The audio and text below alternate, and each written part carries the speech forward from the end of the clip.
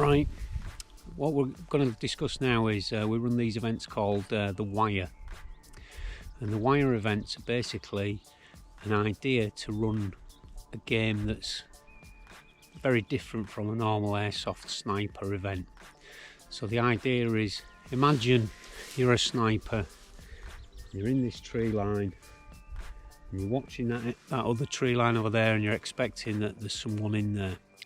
You know there's someone in there. In fact, there's definitely someone there. It's a duel of snipers. So basically these events look for more open areas, a bit like fields, meadows, valleys, any kind of open bits of ground. And what it is once it's decided where you're going to play, the marshal will put in a boundary.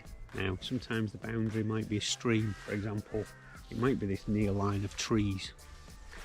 And on day one, you split into two teams. On day one, each team has half a day on their side of the wire. So say it's the morning, you flip a coin, one of the teams gets the heads and they get to go out on the field first, and they could go, say they had this side of the wire for the weekend, they can go anywhere they want up to the wire during that half a day.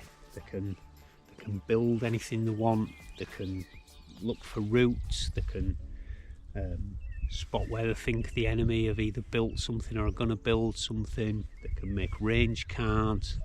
They have to make a plan basically as a team, and what it is the next day the game starts at 6 in the morning, so you leave camp maybe around 5 if not before, and get into position before 6 AM, so you can be on the field way before the ceasefire ends. And that's the idea, is that you are there before the game starts and you've got there covertly.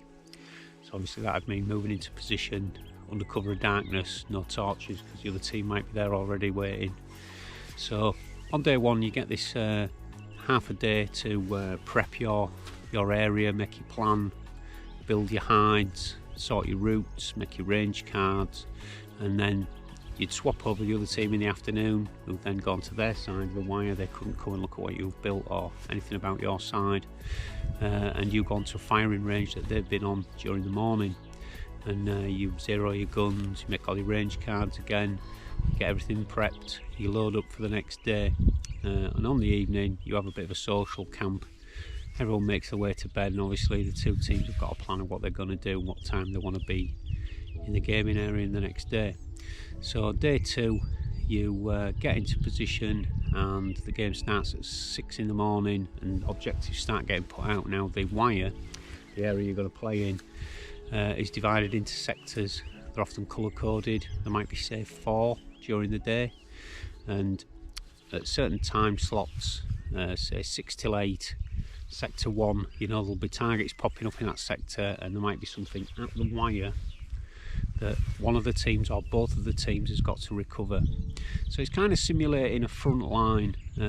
It's basically trying to create a game that suits sniper rifles and sniping, and is playing that classic sniper duel type scenario. Now we often base these on real battles or wars. The first one was World War I, was about trench sniping in a felled valley, and we used a stream running down the middle of the valley as the wire. The second one was at HQ Airsoft in Yorkshire, England, and that was basically based on Stalingrad, so that was slightly different. The wire meandered around the site, and it'd go up to some buildings and then move away from the building somewhere else along the building. So basically them buildings that were on the wire, bisected by the wire, either team could enter, could go anywhere in that building. So there were certain areas that were contested and both teams could go in, such as Pavlov's house. So it had slightly different rules, but the premise is the same. It is a duel where the enemy is going to be in front of you. You can't infiltrate your side of a wire. It represents more of a battle simulation, where if you cross the wire you'd be gunned down by infantry and other troops who aren't represented in the game. So imagine it's a front line where you cross that line, the enemy have got planes of fire, and you cannot progress. So it's more of representing a stalemate in a battle, hence why it started with the World War I trench sniping, moved on to Stalingrad, which was obviously a protracted siege battle in a city. And the next one we're going to do is going to be a Vietnam-based game, based on Carlos Hathcock's duel with NVA sniper on the perimeter of a firebase in 1968. So you don't need these backdrops for these games, but they're a nice kind of a crossover to a milsim. But the entire concept of the wire events isn't really milsim. It's more about playing a game that suits what the players are trying to get out of it, which is, you know, we don't want people just crawling around shooting each other point blank with pistols. You know, that's more of what people do in skirmish. This is more of a long range gunnery duel, which obviously we specialise in that kind of thing anyway, and this is just an event that adds on top of that. Now there's limited ammo that you can carry, but at any point you can go back to your ammo dumps, and that's something you place on day one. You get to choose what, you know, where on your side of the wire you're going to put your respawns and your ammo dumps, and you can go back there as many times as you want. You can send a runner with your mags who can reload for you, but you know, other than that, there's no DMRs allowed, and each team's allowed one light machine gun. Now the rules for those are, obviously it has to be a UK legal automatic gun, it has to be a proper LMG, it has to be fired off a bipod or a stand, so there's no firing from the hip, there's no using them to you know, to beef up your run and gun game. They're more strong points, and you use them, especially in the Stalingrad game, were very useful for trying to control and deny choke points to the other team. So during the day you've got to move through these sectors, you've got a timetable, you'll have a plan. Some of you can go anywhere you want, but some of you might move forward and move into the next sector early to try and secure it before the actual time starts in that sector. So there's a lot of teamwork and planning, and all these teams might only be small, you know, it can be as little as 2 men, might be say four aside.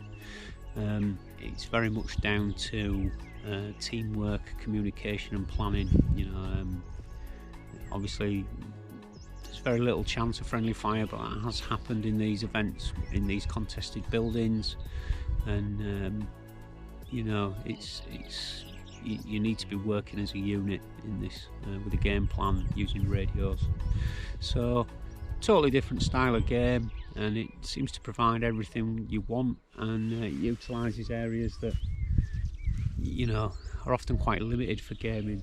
So this would involve you crawling across some of these more open spaces, and utilising all of these different bushes and observation points. Obviously this would only be one sector out of a game, it'd then move off into the trees and up various valleys, and try and make the wire quite varied along its route, but also it has to be even for both teams. So planning by the marshal, and the marshal's the guy who's putting out the objectives and putting up and down targets. So you don't know exactly where the targets are going to be, and that's part of it, all the observation. And once they go up, they're only up for a few seconds, and they'll go down, you know, even if you don't hit them, and they might not come back up for say another 40 minutes, an hour even. So it's a very different style of game, and more akin to simulating real sniping and gunnery duels. So if you're interested, get in touch, or maybe try and plan your own event at a site. There's been a couple planned by other people and been really successful. So, you know, if you're getting bored of skirmish, see if you can get on board playing a totally different type of game.